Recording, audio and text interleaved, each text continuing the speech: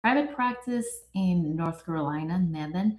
And today we are going to explore one of the most common questions that I receive in my office. And this question is actually, do kids need vitamins? And what type of vitamins should I get? When do I need to start giving them vitamins? So, we are going to talk all about multivitamins in kids, teenagers, toddlers, anything in pediatrics, when, which one, or if you really need one. Okay, so stay tuned and here we go. Okay, um, so let's start with if like it's very common if you walk um into any store right now, you'll see gummies, you see powder, you see anything promising better focus, better behavior, better immunity, and better sleep. So parents all the time ask me, what's the best vitamin for attention? Should my child be taking any vitamin? What about omega 3? What about B complex, iron, ashwagandha? So today I want to give you real pediatric answers. Which supplements actually matter, which one are overhyped, and when a child really need to take um, any supplements at all. Okay, so hi, everyone. Like I say, I'm Dr. Ariam Diaz Matthewsek, and I am a pediatrician and founder of Brightside Care in Mebane, North Carolina. And I have created this YouTube channel for educational purposes.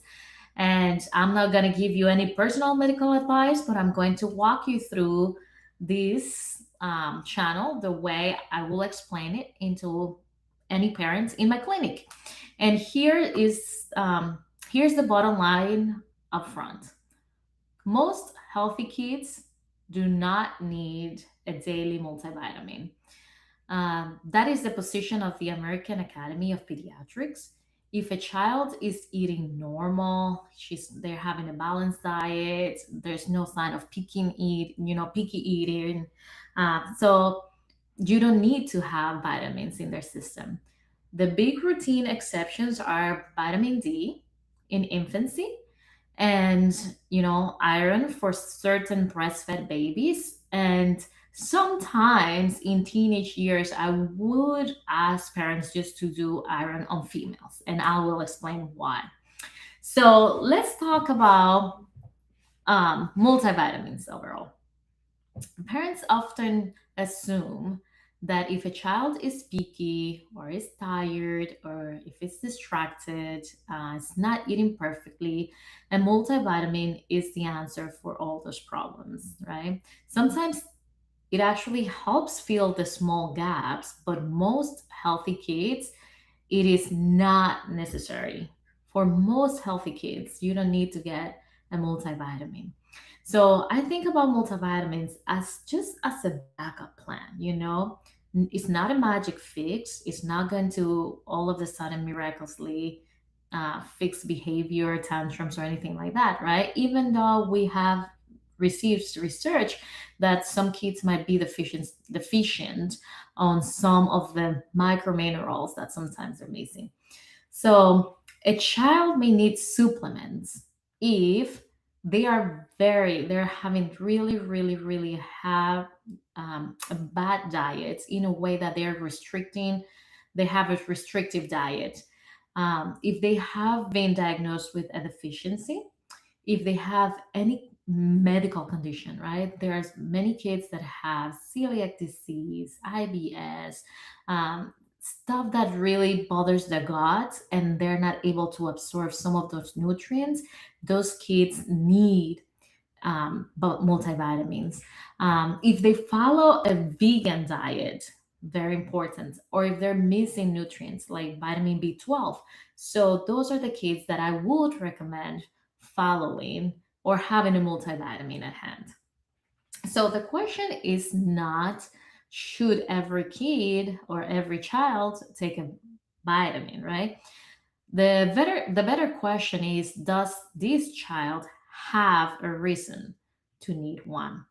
So when you go to the pediatrician and you talk to your pediatrician about the way your child eats and all of those normal lifestyle things that we discuss in office, your question is, do you think my child have a reason to have a multivitamin on a regular basis? So now we are going to talk about, our famous vitamin D that is everybody's talking about it, and everybody actually it's been out for a while, right? So this is one of the most popular one, and everybody wants some vitamin D. So, and I agree, we need vitamin D. We're all deficient in vitamin D. So the American Academy of Pediatrics actually recommend that babies need vitamin D, you know shortly after birth, and the standard recommendation is like 400 standard units a day under 1 year of age, 600 units a day from age 1 through adolescence. Okay. What I've been seeing in the clinic is that in my practice is that many of my preteens and teens are very deficient, very, very deficient on vitamin D. And why vitamin D matters, right? Why are we so focused on vitamin D all of a sudden? So vitamin D matter because supports your bone health, right? A low vitamin D can actually lead to rickets or like soft bones in children, right? If a baby is breastfed, they need vitamin D supplementation. If they're formula fed, they still need to get supplementation unless they're already taking 32 ounces of milk of formula every day. Okay. So if there is one routine supplement that parents should remember, it's vitamin D. Vitamin D is helpful for many of the functions that our body does, and is sometimes um, overlook. So for my preteens, or even for like children in elementary school or toddlers, the best way to get your vitamin D, go outside, play outside, 20 minutes each day. That will help them, and that will help with the absorption of them vitamin D and just all the processes that happen afterwards. So it's very, very important. It's very important for our hormones, and people don't realize this, but it's very important for our hormones, for our normal hormones in our body. We need vitamin D. So the next thing that I would like to talk today is um, supplementation with iron, right? So um, why is this so important? This is huge. Iron deficiency anemia does not just affect blood counts just to affect them, right? So what this leads to, it actually affects your energy, your focus, and if your energy and your focus is affected, of course your learning is affected, and also, believe it or not, your sleep. So people that have iron deficiency anemia can also have what we call restless syndrome. So this might affect the way your child sleeps. Okay. So babies that are exclusively or partially breastfeeding infants should start taking 1 milligrams. And I'm not, you don't even need the dose, but just know that if you're breastfeeding or partially breastfeeding your baby, your iron stores are going to go down for most parts. So when the baby reach 4 months, you should be taking some vitamin iron supplementation, and they should continue enough iron rich food, throughout the whole year. So formula fed babies most of the time don't have this problem. Why? Because most of our formula are supplemented with iron already. So we do not supplement iron on formula fed because formula is fortified. AAP also recommends that most babies will be screened when they're like 12 months of age, and then again at 2 years of age. Okay. So this is important. Babies that sometimes have speech delay, they are misbehaving, they're having a lot of tantrums, iron deficiency anemia can help. I'm not saying it's a cure, but can help. As kids get older, I think a lot about my toddlers drinking a lot of milk, okay, and not eating enough.